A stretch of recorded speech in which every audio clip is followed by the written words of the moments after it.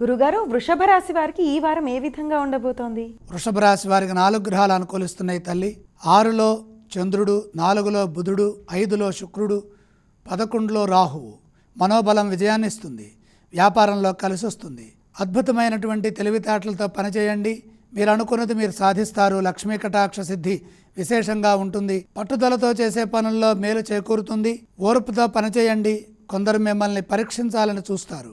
సహనంతో మాట్లాడండి. శాంతంగా వ్యవహరించండి. ఆత్మవిశ్వాసంతో పనిచేయడం ద్వారా ఉద్యోగంలో ఒత్తిడి తగ్గుతుంది. లేకపోతే ఒత్తిడి పెరిగి అశాంతికి గురవుతారు. అధికారుల అండ కోసమై ప్రయత్నించండి. తగినంత ప్రోత్సాహం లభిస్తుంది. మిత్రుల వల్ల కలిసి వస్తుంది. కుటుంబ సభ్యులతో కలిసి నిర్ణయాలు తీసుకోవాలి. కుటుంబ సభ్యుల సూచనలు పనిచేస్తాయి. ఆపదలు తొలగుతాయి. వివాదాలకు దూరంగా ఉండాలి.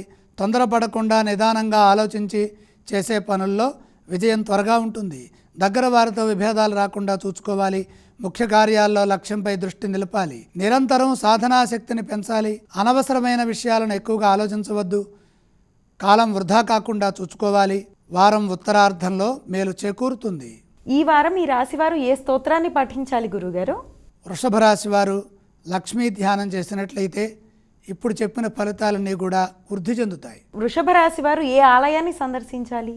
లక్ష్మీ అమ్మవారిని ప్రాతకాలంలో దర్శించండి. వృషభ రాశి వారు ఏవేవి దానం చేస్తే ఈ వారం శుభ ఫలితాలు కలుగుతాయో తెలియచేస్తారా? దానాలు అవసరం లేదు.